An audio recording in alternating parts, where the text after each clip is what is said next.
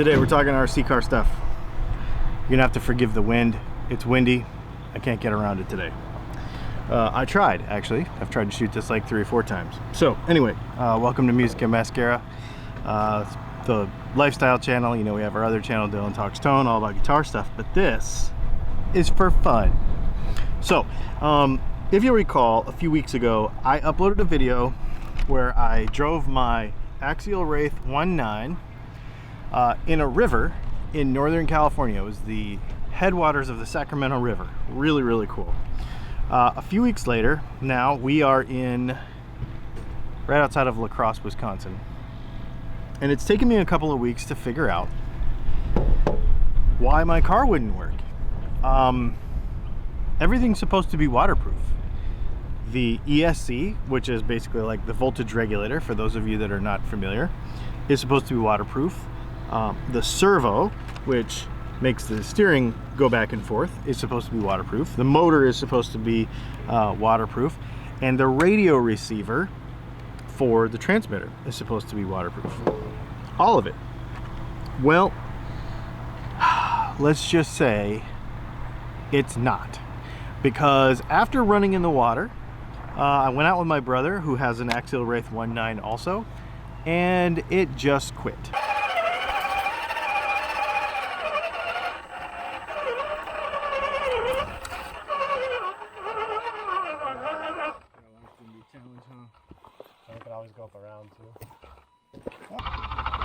Uh-oh. You fire your ESC too?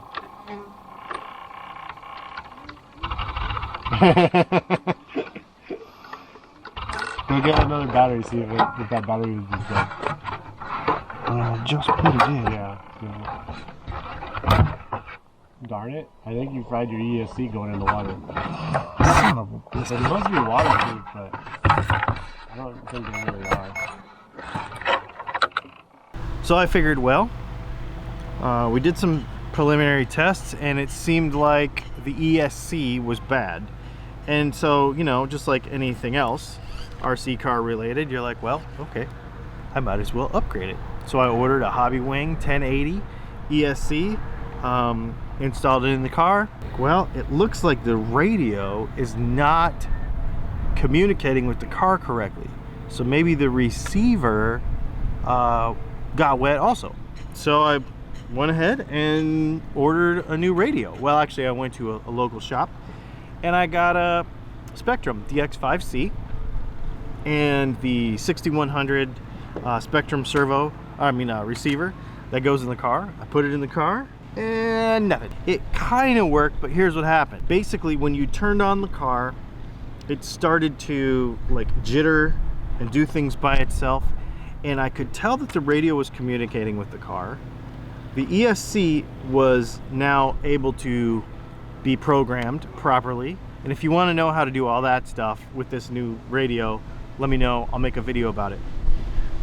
But I got the ESC working in the car. I knew the radio was working in the car. And this thing's just sitting there jittering and doing its weird thing. But look at this. Now that I have a radio and I can see some stuff, here's what was happening.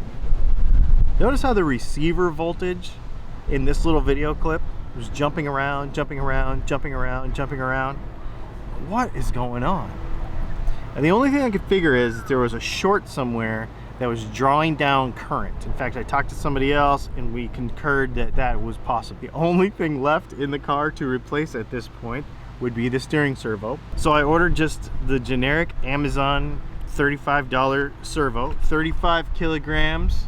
It'll run on 7.4 volts, which the ESC has an internal VEC, so it will do that as well. I put it in the car and everything worked. So lesson, the lesson here would be that when they say stuff is waterproof, it's not always waterproof. At least the ready to run stuff. Now, maybe some of this aftermarket stuff, when it says that it is waterproof, yeah, like a ESC, for example, the electronic speed control. But I really would say that the radio, it's possible that the radio is not ever actually really waterproof. In fact, the little waterproof container that it goes in the car wasn't very waterproof. I'm calling my car not waterproof at this point. I don't want to go through that again. I'll put a link to everything that I bought and put in this car in the description below. Now here's what I'm going to tell you.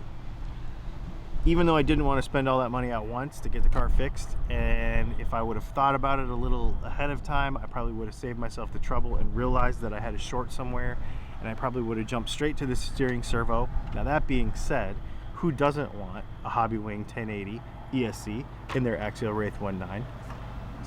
Obviously you want that. And the DX2 stock radio that came with this thing was terrible. So getting a DX6 or a DX5C with this thing and the new 6-channel receiver that goes in here is absolutely fantastic. Now here's what I'm going to tell you. You're going to hear a lot of bad things on the internet about Amazon servos, but I have got to say, with 7.4 volts, this darn thing works. It's strong, it's fast, it just overall just works. So I tell you what, let's go out to a little bit of crawling footage. Now we're in Wisconsin. I didn't have a lot of rocks, so I just found a little retention wall to crawl on for a while. So it's not optimal, but at least it gives you an idea about some of the low speed control that this thing has. Absolutely incredible.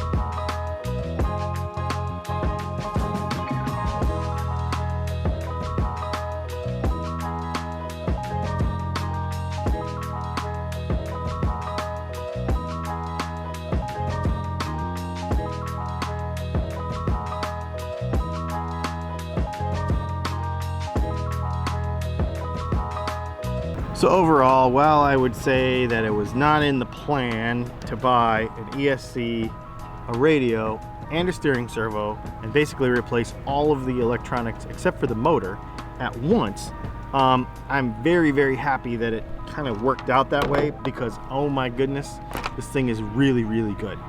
Now, what motor should I put in here? Holmes Hobbies? I don't know. What do you think? What radio or what motor should I put in here? And then this project will be basically complete until we break some axles, or maybe some U-joints for the axles. Who knows what? We'll just have to see. Thanks for hanging out. My name is Dylan, this is Music and Mascara. A little different video, but we're gonna start sharing this stuff. Some of the hobby stuff, some of the fun stuff we're doing on the side. Links to everything is in the description below. If you use those links at no extra cost to you, it does help our channel out just a little bit. There will be more RC stuff because I love this stuff, and hopefully there will be less wind. Thanks for hanging out, and we'll see you next time.